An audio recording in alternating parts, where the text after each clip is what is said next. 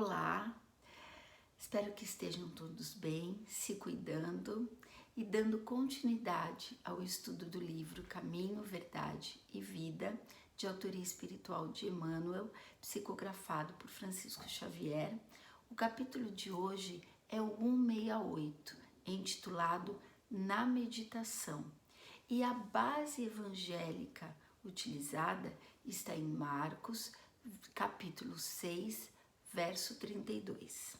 E diz o seguinte: E foram sós num barco para um lugar deserto. O Evangelho de Marcos, ele é o mais antigo e supostamente pode ter dado origem aos outros dois evangelhos sinóticos, o de Mateus e o de Lucas. E ele tem como característica a utilização de uma linguagem popular, de um estilo simples de expressão. Para estudarmos especificamente o versículo 32 do capítulo 6, é interessante que voltemos no versículo imediatamente anterior para que fique mais fácil a contextualização, identificarmos as circunstâncias nas quais Marcos faz essa colocação. No 31, Jesus diz aos apóstolos o seguinte: Vinde vós aqui, à parte, a um lugar deserto e repousai um pouco. Daí se apreende que, quando Marcos fala e foram sós num barco, ele se refere a Jesus e aos apóstolos que foram se dirigir a esse lugar, à parte, deserto, de que falava Jesus. Esse tema na meditação, esse tema ligado à meditação, é de uma importância singular. Não só hoje em dia, ele se mantém atual hoje, depois de mais de 2000 anos, porém ele vem sido de importância fundamental ao longo dos tempos para todos nós, praticantes e discípulos da Boa Nova. E por que é tão relevante se falar de meditação nos dias de hoje? Por várias razões, dentre as quais podemos destacar dois fatores, duas premissas. A primeira delas é de que existem características, existem aspectos inerentes à própria condição humana que tornam muito importante essa pausa, essa parada para a concentração. São elas: o ser humano, ele vive atormentado, ele sofre constantemente influências de pessoas, influências de circunstâncias. Com bastante frequência, a criatura humana está sujeita a perturbações de toda ordem. E elas acontecem porque nós assumimos vários papéis sociais e neles, no cumprimento deles, invariavelmente existem problemas inquietantes a serem enfrentados. Por exemplo, existem certamente incompreensões no âmbito familiar, existem embates e situações de controvérsia nos ambientes profissionais de trabalho. Existem dificuldades grandes quando nós somos invadidos por ideias e por pensamentos inferiores. Tudo isso é um grande gerador de angústia. Aliado a isso, existe também um outro fator, uma outra premissa, que ocorre quando temos o firme propósito de fazer comunhão com o amor divino. Quando resolvemos imergir nas correntes do idealismo superior, quando resolvemos fazer um processo ascensional rumo à nossa evolução moral. Ao escolhermos esse caminho, invariavelmente sofreremos e enfrentaremos resistência. E esse fenômeno nos traz uma inadequação, nos traz um desconforto e até uma sensação de insulamento em relação ao mundo. Isso é outro fator gerador de angústia. Temos, portanto, uma equação onde as perturbações presentes na própria condição humana, aliadas, somadas à resistência conferida pelos movimentos rumo à evolução que resolvemos empreender, resultam invariavelmente na exaustão de nossas forças. É muito comum que nos sintamos esgotados no nosso dia a dia. E é justamente nesse momento que precisa haver a atenção e a disponibilidade para uma pausa, para a busca desse lugar à parte, desse lugar deserto. Esse lugar é sim capaz de aquietar as nossas aflições e principalmente de nos revigorar. Revigorar por quê? Para quê? Por que precisamos dessa força? Por diversas razões, mas a primeira delas, para falarmos, é importante que façamos inclusive uma referência ao Evangelho segundo o Espiritismo, no capítulo 27, item 12, em que Kardec nos coloca uma divisão em duas categorias claras em relação aos males que afligem a humanidade. Ele diz que eles podem ser separados em dois tipos: aqueles que o homem pode evitar e aqueles que o homem não tem nenhuma influência sobre, que o homem não consegue evitar. E infelizmente, aqueles que o homem pode evitar porque é criador e responsável, é agente causal deles, são a imensa maioria. São os problemas e as inquietações prevalentes na nossa existência. Ou seja, os nossos desleixos ou os nossos excessos nos levam a dores, nos levam a males que nós mesmos criamos. Esses momentos de pausa, esses momentos de afastamento dessa condição cotidiana, pode sim nos favorecer à medida em que nos permite uma calma, uma concentração capaz de nos estimular a agirmos com mais sabedoria, com mais prudência, e isso pode ser de cunho profilático para que as nossas faltas não nos façam passar por sofrimento. Também é possível que nós retornemos ao caminho reto, uma vez que tenhamos dele nos afastado, em função desses momentos de concentração e de pausa. Além disso, existe outra razão. Esse momento meditativo, essa pausa, é capaz de nos capacitar para que retornemos ao círculo de luta diária, ao círculo de serviço, ao círculo de trabalho, a seara aonde devemos, em última análise, atuar em prol da obra de Cristo. É ali, é no dia a dia, é nos conflitos, é nos embates, é no cotidiano que devemos atuar fortalecidos, imbuídos de bom ânimo, a fim de trabalharmos pela obra edificante do Cristo. E esse momento, de fato, nos revigora, nos reforça a força.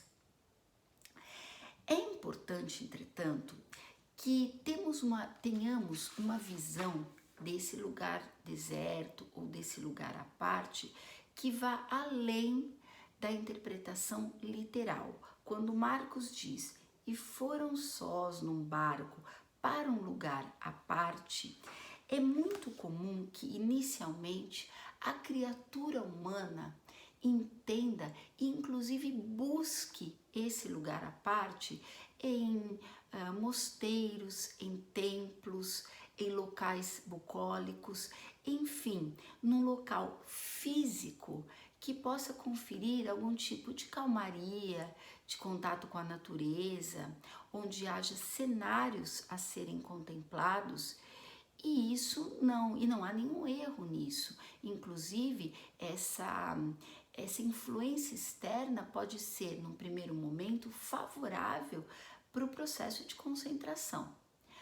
Porém, existe um fato relevante do qual não podemos jamais nos afastar, que é o seguinte: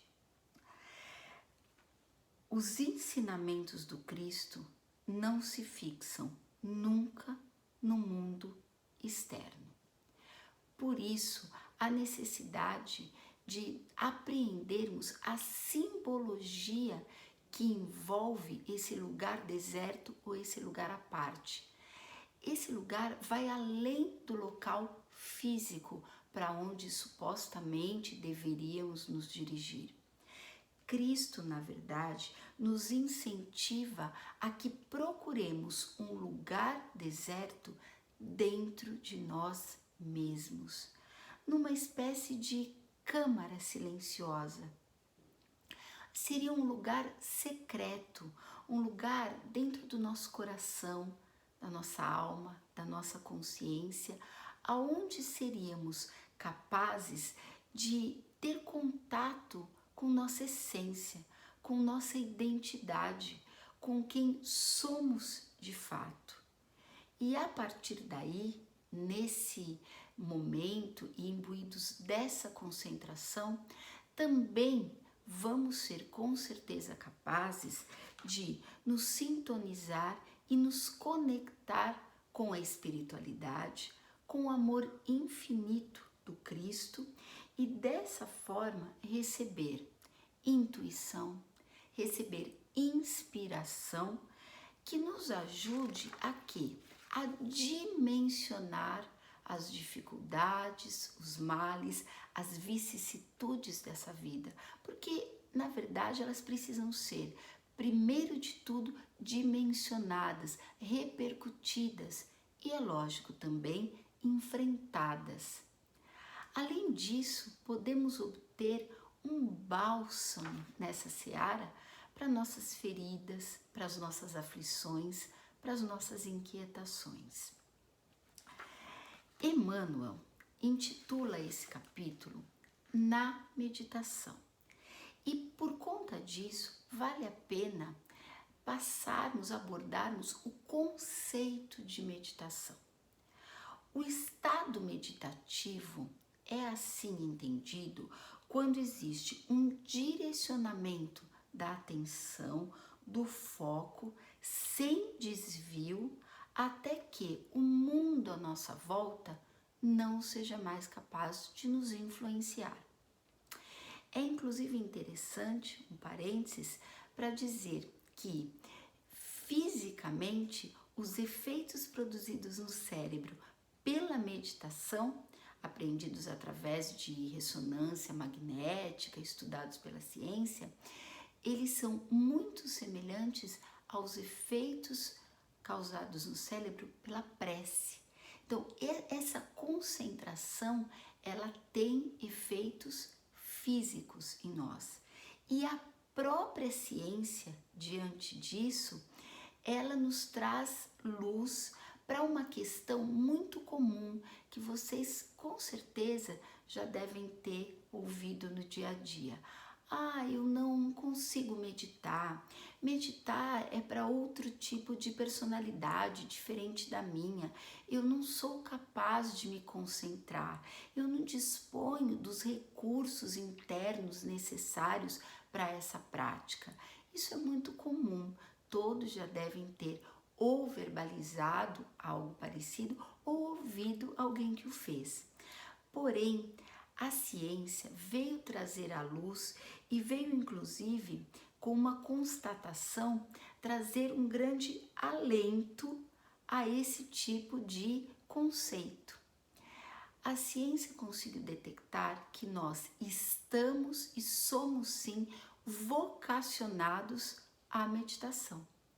Nós temos toda uma predisposição, nós temos pré-pronta toda uma circuitaria neuronal a ser acionada justamente quando nós temos disposição, quando nós temos disciplina para nos concentrarmos, para nos focarmos com bons pensamentos, para treinarmos a diminuição do turbilhão em que a nossa mente constantemente está inserido. Se nós tivermos essa disciplina, se nós tivermos essa concentração, esse treino, nós vamos estar sim prontos para o processo meditativo. E neurofisiologicamente, o que acontece? O que explica isso? No cérebro humano existe o sistema límbico e dentro dele uma parte chamada tálamo, que é responsável por todas as informações sensoriais recebidas por nós e que nos afetam, nos influenciam. É tudo aquilo que nos chega através dos nossos sentidos, como por exemplo uma sensação de frio, uma criança chorando por perto, um incômodo por um ambiente mal ventilado, qualquer sensação que nos chegue pelos sentidos. E durante a prática meditativa, quando nós conseguimos nos concentrar e nos focar e o mundo não mais nos influenciar, esse mundo continua correndo e continua acontecendo lá fora, mas ele perde a capacidade de nos influenciar como antes, uma vez que esse tálamo, ele adormece. E ele, sendo responsável por essas percepções, adormecendo, nós ficamos distantes, nós conseguimos um distanciamento desse mundo à nossa volta. E o mais importante é que, a partir desse momento, os benefícios, inclusive físicos, já estão relatados, já estão descritos pela ciência, conferidos pela meditação, como por exemplo a diminuição do estresse crônico, como coadjuvante no tratamento de doenças emocionais e físicas. Todos esses benefícios passam a acontecer de modo automático, ou seja, não há mais a necessidade da concentração neles para que esses benefícios possam ser sentidos pelo corpo físico. Analogamente, funciona como se fosse a nossa digestão. Quando nós ingerimos um alimento, a digestão ocorre sem que nós tenhamos que nos concentrar nela e ela está lá acontecendo. Da mesma forma, os benefícios conferidos pela meditação a partir do momento em que nós conseguimos diminuir esse turbilhão mental e entrar no estado meditativo. Os benefícios espirituais conferidos pela meditação acontecem de forma extremamente parecida. Quando nós conseguimos oferecer o nosso coração disponível, os melhores, os mais puros dos nossos pensamentos, a nossa fé, quando nós ofertamos tudo isso, os braços da espiritualidade, os braços divinos fazem todo o resto e nos municiam de tudo o que nos é necessário, útil e bom para que possamos cumprir nossa trajetória. Portanto, fica o convite para que nos motivemos a seguir o Cristo em mais esse ensino tão atual, proferido há mais de 2000 anos e tão relevante nos dias de hoje. Não há necessidade de grandes mudanças no nosso estilo de vida. São necessários apenas 5 a 10 minutos do nosso tempo por dia. Tempo esse dedicado na disciplina para diminuir esse ritmo mental, nos voltando para dentro de nós mesmos e com muita fé, deixando que o amor divino atue em nós. Eu gostaria de pedir licença a vocês para encerrar com a fala de Joana de Ângeles acerca da meditação. Habitua-te à meditação após as fadigas. Poucos minutos do dia, reserve-os à meditação, à paz que renova para outros embates. Terminado o teu refazimento, ora e agradece a Deus a bênção da vida, permanecendo disposto para a conquista dos degraus de ascensão que deves galgar com otimismo e vigor. Fica o convite. Vamos juntos? Muito obrigada e até a próxima.